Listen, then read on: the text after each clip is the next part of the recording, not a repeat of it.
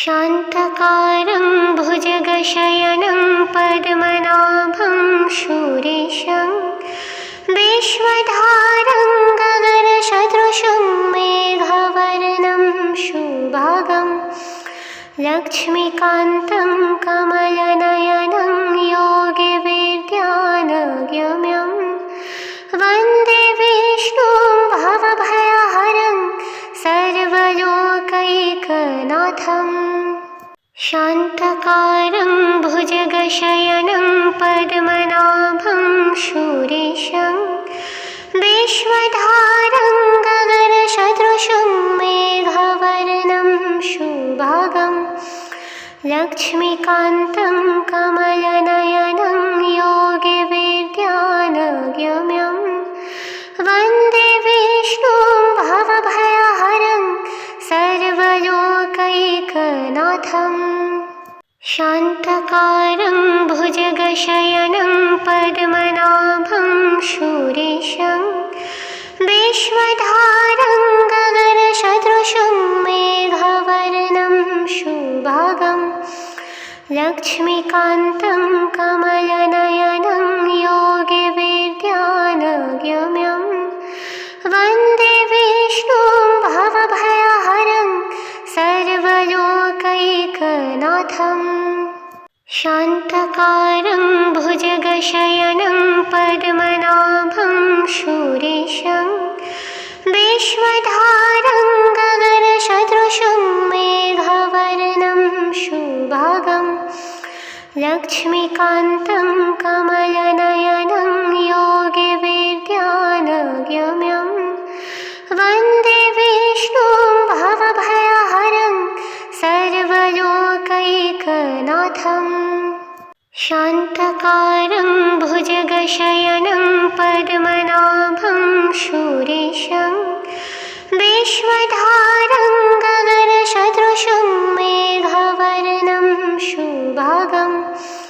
लक्ष्मीकान्तं कमलनयनं योगिविद्यानगम्यं वन्दे विष्णुं भवभयहरं सर्वलोकैकनाथम्।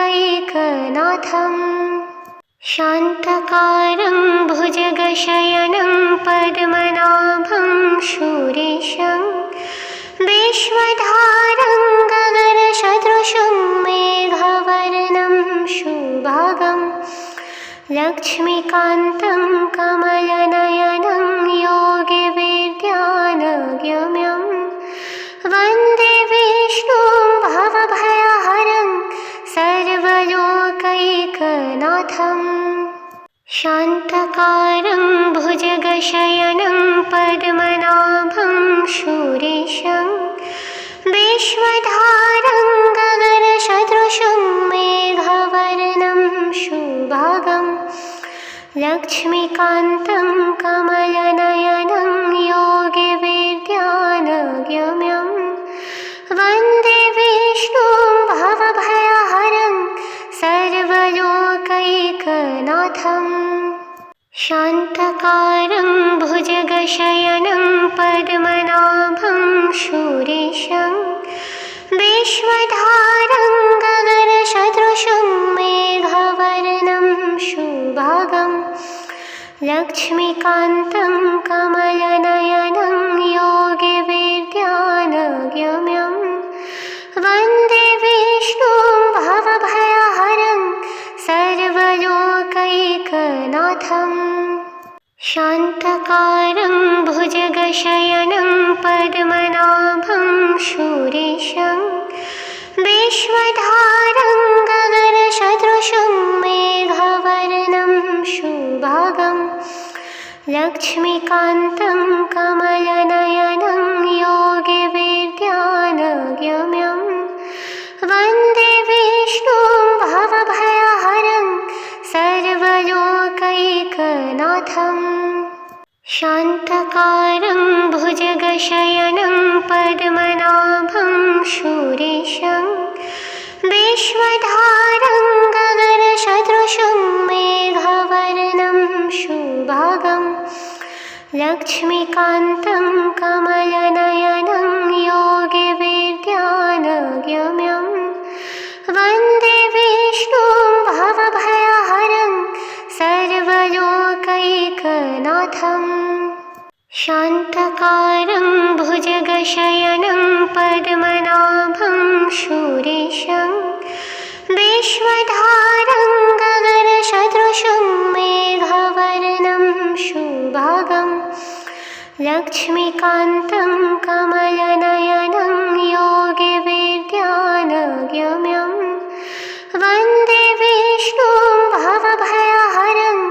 सर्वलोकैकनाथम् शान्तकारं भुजगशयनं पद्मनाभं शूरेशं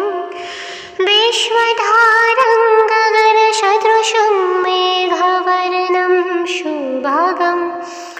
लक्ष्मीकान्तं कमलनयनं योगिविद्यानगम्यं वन्दे विष्णुं भवभयहरं सर्वलोकैकनाथम् शान्तकारं भुजगशयनं पद्मनाभं शूरेशं विश्वधारं गगनसदृशं मेघवर्णं शुभांगं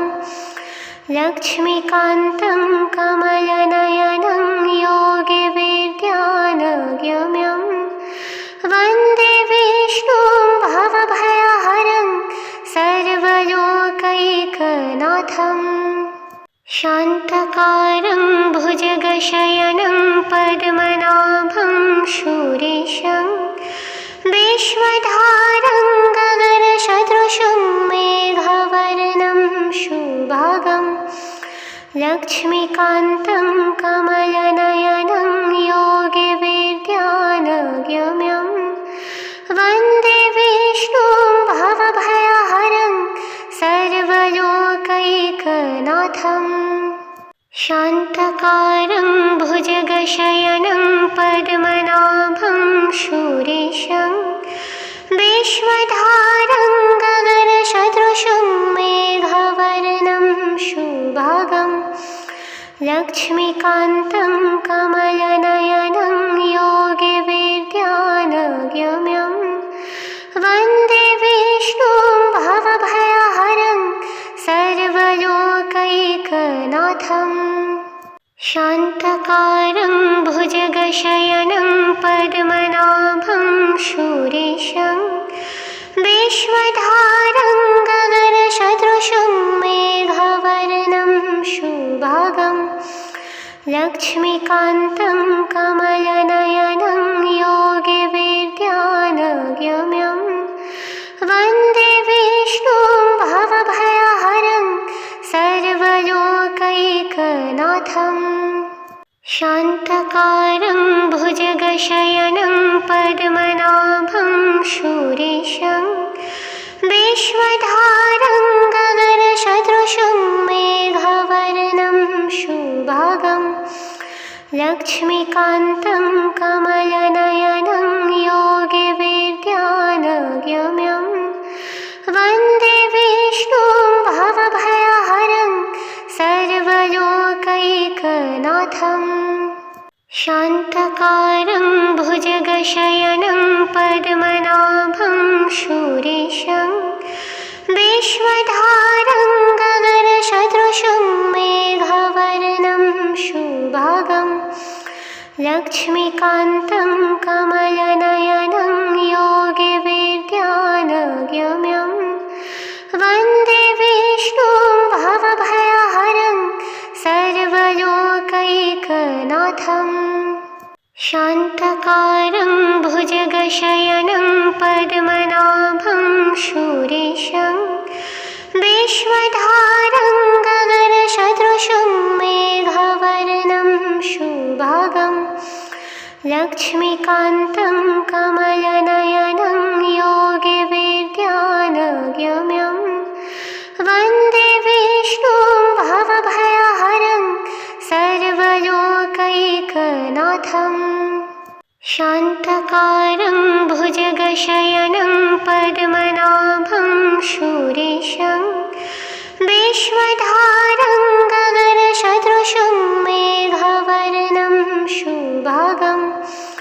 लक्ष्मीकान्तं कमलनयनं योगिविद्यानगम्यं वन्दे विष्णुं भवभयहरं सर्वलोकैकनाथम्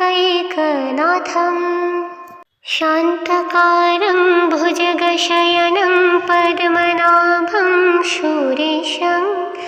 विश्वधारं गगनसदृशं मेघवर्णं शुभागं लक्ष्मीकान्तं कमलनयनं योगिविद्यानगम्यं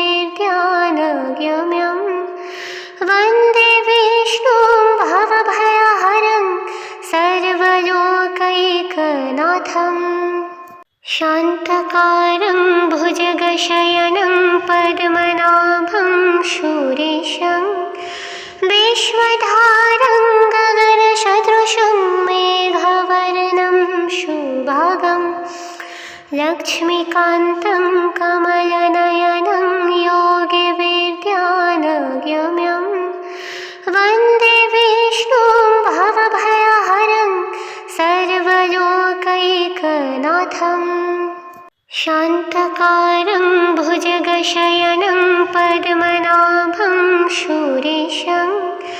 विश्वधारं गगनसदृशं मेघवर्णं शुभागं लक्ष्मीकान्तं कमलनयनं योगिविद्यानगम्यं वन्दे विष्णुं भवभयहरं सर्वलोकैकनाथम् शान्तकारं भुजगशयनं पद्मनाभं शूरेशं विश्वधारं गगनसदृशं मेघवर्णं शुभागं लक्ष्मीकान्तं कमलनयनं योगिविद्यानगम्यं वन्दे विष्णुं भवभयहरं सर्वलोकैकनाथम् शान्तकारं भुजगशयनं पद्मनाभं शूरेशं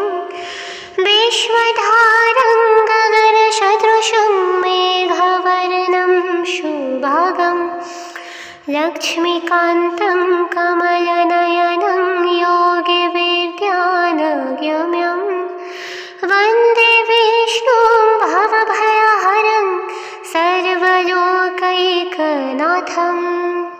शान्तकारं भुजगशयनं पद्मनाभं शूरेशं विश्वधारं गगनसदृशं मेघवर्णं शुभागं लक्ष्मीकान्तं कमलनयनं योगिविद्यानगम्यं वन्दे विष्णुं भवभयहरं सर्वलोकैकनाथम् शान्तकारं भुजगशयनं पद्मनाभं शूरेशं विश्वधारं गगनसदृशं मेघवर्णं शुभागं लक्ष्मीकान्तं कमलनयनं योगिविद्यानगम्यं वन्दे विष्णुं भवभयहरं सर्वलोकैकनाथम् शान्तकारं भुजगशयनं पद्मनाभं शूरेशं विश्वधारं गगनसदृशं मेघवर्णं शुभागं लक्ष्मीकान्तं कमलनयनं योगिविद्यानगम्यं वन्दे विष्णुं भवभयहरं सर्वलोकैकनाथम् शान्तकारं भुजगशयनं पद्मनाभं शूरेशं विश्वधारं गगनसदृशं मेघवर्णं शुभागं लक्ष्मीकान्तं कमलनयनं योगिविद्यानगम्यं वन्दे विष्णुं भवभयहरं सर्वलोकैकनाथम् शान्तकारं भुजगशयनं पद्मनाभं शूरेशं विश्वधारं गगनसदृशं मेघवर्णं शुभांगं लक्ष्मीकान्तं कमलनयनं योगिविद्यानगम्यं वन्दे विष्णुं भवभयहरं सर्वलोकैकनाथम् शान्तकारं भुजगशयनं पद्मनाभं शूरेशं विश्वधारं गगनसदृशं मेघवर्णं शुभांगं लक्ष्मीकान्तं कमलनयनं योगिविद्यानगम्यं वन्दे विष्णुं भवभयहरं सर्वलोकैकनाथम् शान्तकारं भुजगशयनं पद्मनाभं शूरेशं विश्वधारं गगनसदृशं मेघवर्णं शुभांगं लक्ष्मीकान्तं कमलनयनं योगिविद्यानगम्यं वन्दे विष्णुं भवभयहरं सर्वलोकैकनाथम् शान्तकारं भुजगशयनं पद्मनाभं शूरेशं विश्वधारं गगनसदृशं मेघवर्णं शुभांगं लक्ष्मीकान्तं कमलनयनं योगिविद्यानगम्यं वन्दे विष्णुं भवभयहरं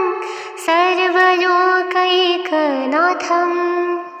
शान्तकारं भुजगशयनं पद्मनाभं शूरेशं विश्वधारं गगनसदृशं मेघवर्णं शुभांगं लक्ष्मीकान्तं कमलनयनं योगिविद्यानगम्यं वन्दे विष्णुं भवभयहरं सर्वलोकैकनाथम् शान्तकारं भुजगशयनं पद्मनाभं शूरेशं विश्वधारं गगनसदृशं मेघवर्णं शुभांगं लक्ष्मीकान्तं कमलनयनं योगिविद्यानगम्यं वन्दे विष्णुं भवभयहरं सर्वलोकैकनाथम् शान्तकारं भुजगशयनं पद्मनाभं शूरेशं विश्वधारं गगनसदृशं मेघवर्णं शुभांगं लक्ष्मीकान्तं कमलनयनं योगिविद्यानगम्यं वन्दे विष्णुं भवभयहरं सर्वलोकैकनाथम् शान्तकारं भुजगशयनं पद्मनाभं शूरेशं विश्वधारं गगनसदृशं मेघवर्णं शुभांगं लक्ष्मीकान्तं कमलनयनं योगिविद्यानगम्यं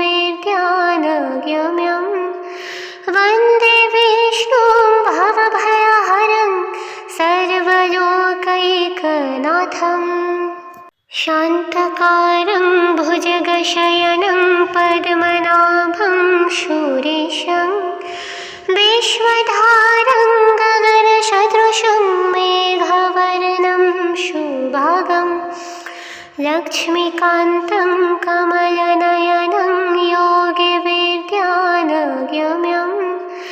वन्दे विष्णुं भवभयहरं सर्वलोकैकनाथम् शान्तकारं भुजगशयनं पद्मनाभं शूरेशं विश्वधारं गगनसदृशं मेघवर्णं शुभांगं लक्ष्मीकान्तं कमलनयनं योगिविद्यानगम्यं वन्दे विष्णुं भवभयहरं सर्वलोकैकनाथम् लोकैकनाथम् शान्तकारं भुजगशयनं पद्मनाभं शूरेशं विश्वधारं गगनसदृशं मेघवर्णं शुभांगं लक्ष्मीकान्तं कमलनयनं योगिविद्यानगम्यं वन्दे विष्णुं भवभयहरं सर्वलोकैकनाथम् शान्तकारं भुजगशयनं पद्मनाभं शूरेशं विश्वधारं गगनसदृशं मेघवर्णं शुभांगं लक्ष्मीकान्तं कमलनयनं योगिविद्यानगम्यं वन्दे विष्णुं भवभयहरं सर्वलोकैकनाथम् शान्तकारं भुजगशयनं पद्मनाभं शूरेशं विश्वधारं गगनसदृशं मेघवर्णं शुभांगं लक्ष्मीकान्तं कमलनयनं योगिविद्यानगम्यं वन्दे विष्णुं भवभयहरं सर्वलोकैकनाथम् शान्तकारं भुजगशयनं पद्मनाभं शूरेशं विश्वधारं गगनसदृशं मेघवर्णं शुभांगं लक्ष्मीकान्तं कमलनयनं योगिविद्यानगम्यं वन्दे विष्णुं भवभयहरं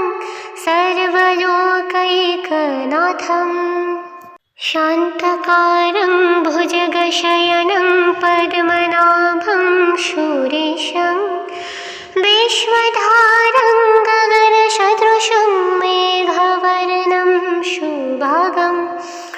लक्ष्मीकान्तं कमलनयनं योगिविद्यानगम्यं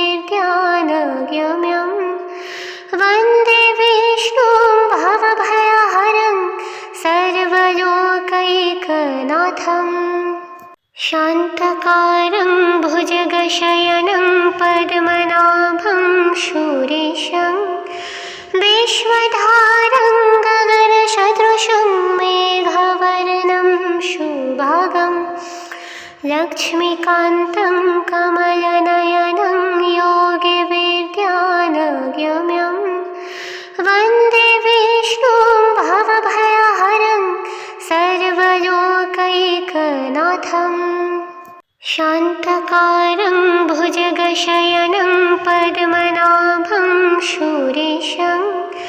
विश्वधारं गगनसदृशं मेघवर्णं शुभांगं लक्ष्मीकान्तं कमलनयनं योगिविद्यानगम्यं वन्दे विष्णुं भवभयहरं सर्वलोकैकनाथम् शान्तकारं भुजगशयनं पद्मनाभं शूरेशं विश्वधारं गगनसदृशं मेघवर्णं शुभांगं लक्ष्मीकान्तं कमलनयनं योगिविद्यानगम्यं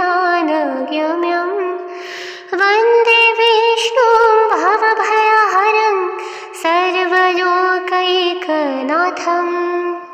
शान्तकारं भुजगशयनं पद्मनाभं शूरेशं विश्वधारं गगनसदृशं मेघवर्णं शुभांगं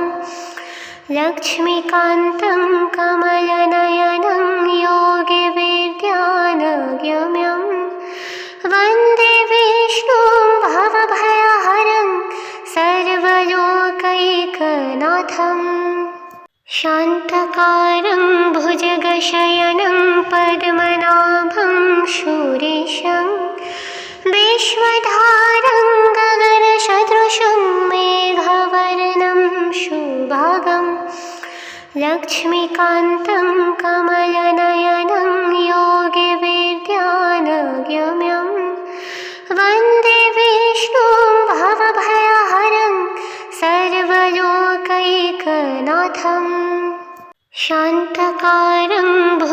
भुजगशयनं पद्मनाभं सुरेशं